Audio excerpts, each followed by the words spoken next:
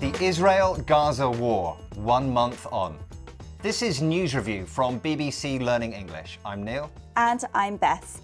Watch to the end to learn the vocabulary you need to talk about this news story. And subscribe to our channel to help you understand English used in the news. Now, the story. It's now a month since the Israel-Gaza war broke out. Israel began bombing Gaza after Hamas killed 1,400 people and kidnapped more than 200 others on the 7th of October. More than 10,000 Palestinians in Gaza have been killed by air and artillery strikes carried out by the Israeli military in response. You've been looking at the headlines, Beth. What's the vocabulary that can help people understand this story in English? We're looking at ceasefire, humanitarian corridor, and escalate. This is News Review from BBC Learning English.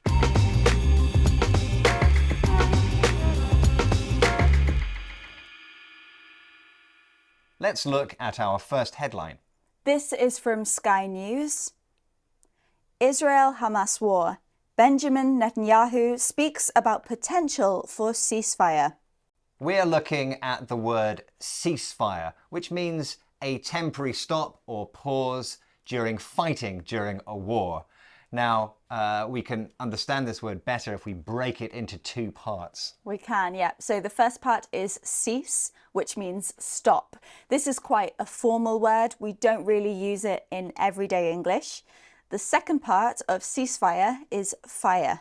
Yeah, so fire here is a term connected to the military and it means fight with weapons.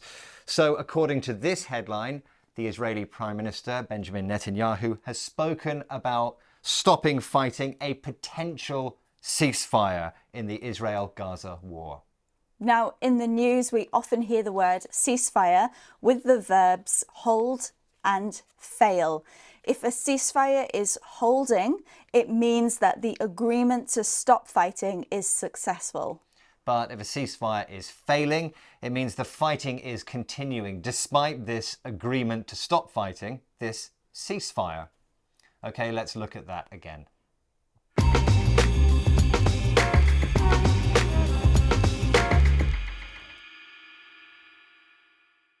Let's have our next headline.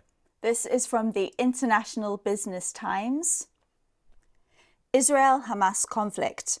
Israel shuts down reopened humanitarian corridor for evacuations amid Hamas shelling. We are looking at this expression, humanitarian corridor. The first part, humanitarian, contains that word human, and so it is about humans and looking after humans. Corridor is a place, for example, in a building like an office or a school where you can walk from one place to another.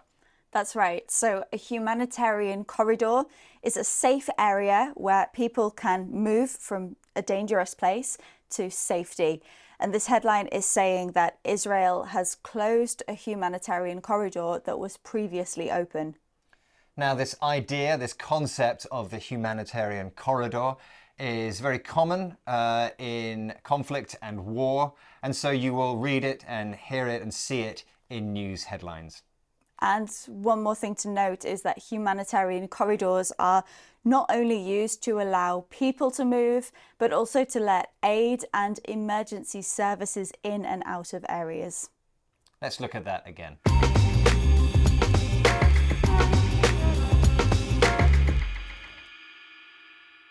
Let's have our next headline. This is from BBC Newsnight.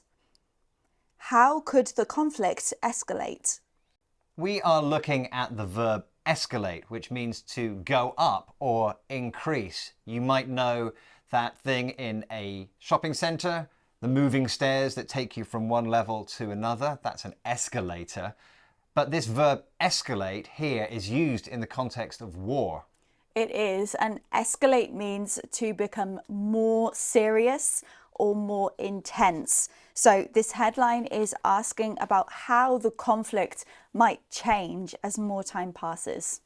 Now, there's a lot of war and conflict in the world, and so therefore you will see this word escalate, used often in news reports.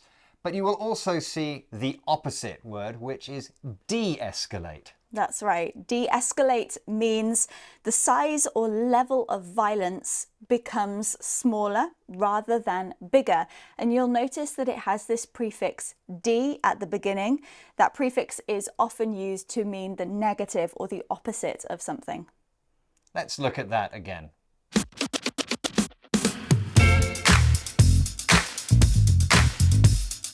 We've had ceasefire, a pause in fighting.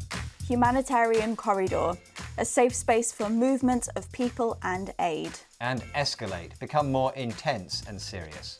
If you're interested in learning more language about conflict, we have other programs that might interest you. Thank you for joining us, and goodbye. Bye.